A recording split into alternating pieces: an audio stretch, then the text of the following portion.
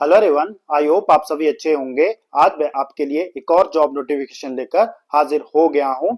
IIT मंडी command की ओर से recruitment notice जारी हो चुका है, जिसमें कि वेरियस जॉब वैकेंसीज यहां पर निकाली गई है।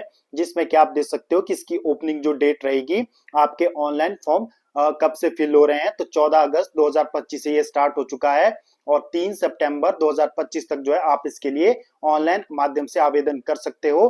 तो आप देख सकते हैं कि सारी जो वैकेंसीज आपकी रहेगी इंडियन इंस्टीट्यूट ऑफ टेक्नोलॉजी मंडी के लिए जो है ये पोस्टें रहेंगी, आपकी वहीं पर ही अपॉइंटमेंट होगी।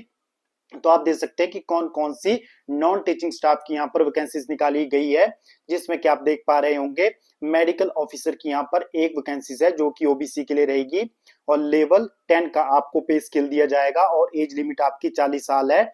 और दूसरी जो वैकेंसीज यहाँ पर है वो है स्टाफ नर्स की, जिसकी एक वैकेंसीज है जो जनरल के लिए रिजर्व है और 35 साल इसके लिए आपकी एज रहेगी और लेवल 6 का आपको पे स्केल यहाँ पर दिया जाएगा। और जूनियर इंजीनियर सिविल और इलेक्ट्रिकल की यहाँ पर एक एक वैकेंसीज है, आप देख सकते हो। और जूनियर सुपरिटेंडेंट राजभाषा और जूनियर सुपरिटेंडेंट की यहाँ पर एक और दो वैकेंसीज है, जिसके लिए क्वालिफिकेशन मैं आगे आपके साथ डिस्कस करूंगा। और जूनियर अकाउंटेंट की यहाँ पर सबसे ज्यादा 6 वैकेंसीज रहने वाली है, जिसमें कि आप देख सकते हो यहाँ पर 6 वैकेंसीज है, जिसमें कि जनरल के लिए 3 और ओबीसी के लिए 2 वैकेंसीज रहेगी और एक के एससी कैटेगरी के लिए रहेगी।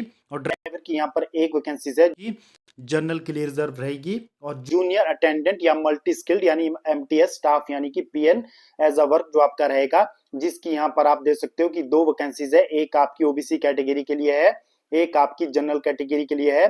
तो टोटल यहाँ पर 16 वैकेंसीज के लिए यह एडवर्टीजमेंट नोटिस जारी हुआ है, जिसमें आप देख सकते हो कि आपकी जो क्वालिफिकेशन आप रहेगी मेडिकल ऑफिसर का पोस्ट कोड जो है 001 है, जिसके लिए जो है आपके पास एमबीबीएस होना चाहिए और post graduate diploma in appropriate branch of medicine plus at least 1 year experience in recognised hospital का आपके पास होना चाहिए, या एमडी और एमएस अप्रोप्रिएट ब्रांच में आपके पास मेडिसिन में होना चाहिए।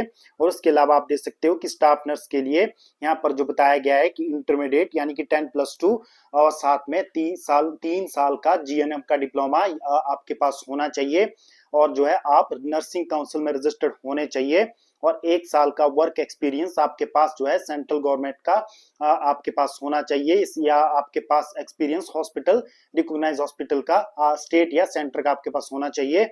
तो ये आप देख सकते हो। और उसके बाद आप देख सकते हो कि जूनियर इंजीनियर के लिए आपके पास जो है बीटेक डिग्री होनी चाहिए और 1 साल का रेलेवेंट एक्सपीरियंस होना चाहिए, या डिप्लोमा इन सिविल इंजीनियरिंग में 3 साल का फील्ड एक्सपीरियंस आपके पास होना चाहिए।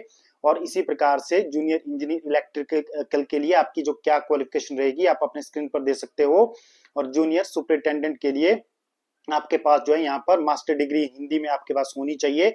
उसके बाद जो है यहाँ पर आपके क्या क्या इसमें आपका रहेगा, तो आप यहाँ पर अपनी स्क्रीन पर देख सकते हो।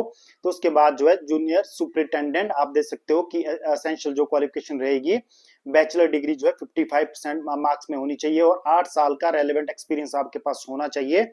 और उसके बाद जूनियर अकाउंटेंट के लिए आपके पास एसेंशियल क्वालिफिकेशन बीकॉम 55% में आपके पास होनी चाहिए और उसके साथ साथ आपको कंप्यूटर एप्लीकेशन का नॉलेज होना चाहिए और 1 साल का रेलेवेंट वर्किंग एक्सपीरियंस आपके पास होना चाहिए।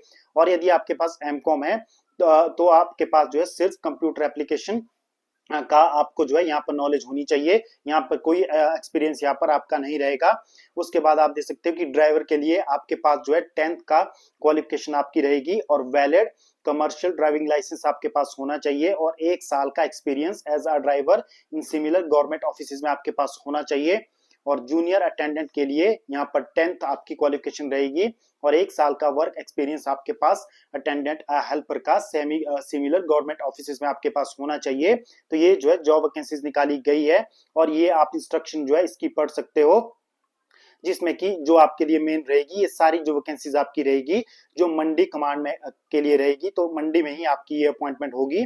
तो उसके बाद आप देख सकते हो कि ये जो आपका पोस्ट रहेगी फिलहाल 1-2 साल के लिए प्रोबेशन पीरियड पे रहेगी, उसके बाद आपकी जो सर्विस है उसको रेगुलराइज कर दिया जाएगा। तो आप यहाँ पर देख सकते हो, यहाँ पर लिखा गया है उस बाद जो है आपको ऑनलाइन माध्यम से ही यहाँ पर करना है और आपको अपनी क्वालिफिकेशन के अनुसार जो है इसके लिए आवेदन करना है जो यहाँ पर कहा गया है। और उसके बाद जो आयु सीमा में यानी कि एज में भी आपको यहाँ पर रिलैक्सेशन मिल जाएगा। यदि आप आते हो रिजर्व कैटेगरी से, एससी एसटी ओबीसी से, तो आपको 3-5 साल का एज रिलैक्सेशन यहाँ पर मिल जाएगा। तो जो ये यहाँ पर कहा गया है, तो आपको जो है निर्धारित जो वेबसाइट यहाँ पर बताया गया है कि www.iitmandi.ac.in पर जो है आपको लॉगिन करना होगा, फिर वहां से रजिस्टर्ड होकर के आपको आवेदन करना होगा। तो ये आप देख सकते हो कि आवेदन की जो आपकी फीस रहेगी कितने रहेगी, यानी कि जनरल ईडब्ल्यूएस के कैटेगरी के लिए, यानी कि पोस्ट कोड जो आपके पास मेडिकल ऑफिसर है उसके लिए 1,000 रुपए आपकी फीस रहेगी। यदि ये आप देख सकते हो, और पोस्ट कोड 002 से लेकर 009 तक 500 रुपए फीस जो है जनरल कैटेगरी या ईडब्ल्यूएस की रहेगी। यदि आप आते हो रिजर्व कैटेगरी से तो आपको 300 या 500 रुपए फीस यहाँ पर देनी होगी। जैसा कि आप देख सकते हो SC ST वुमेन के लिए यहाँ पर आप देख सकते हो कि पोस्ट कोड 9 से 9 तक 300 रुपए फीस आपकी रहेगी। तो ये ऑनलाइन माध्यम से आपको फीस पे करनी है। यदि आपने एक बार जो है पेमेंट कर दी है तो आपको ये वापस जो है आपका फीस आपको वापस नहीं की जाएगी। तो यहाँ पर कहा गया है, तो इसके लिए जो है आवेदन शुरू हो चुके हैं, जो मैंने आपको बता दिया है कौन कौन सी वैकेंसीज यहाँ पर निकली है। तो यदि आप भी इसके लिए योग्यता रखते हो तो आप जो है इसके लिए आवेदन कर सकते हो। तो इसका जो है एग्जाम IIT मंडी के द्वारा ही कंडक्ट करवाया जाता है। तो बस आज की जॉब नोटिफिकेशन के लिए इतना ही। फर्दर अपडेट के लिए जो है आप जो है चैनल को सब्सक्राइब कर लीजिए, बेल आइकन प्रेस कर लीजिए ताकि इसी प्रकार की अपडेट आपको मिलती रहे। धन्यवाद।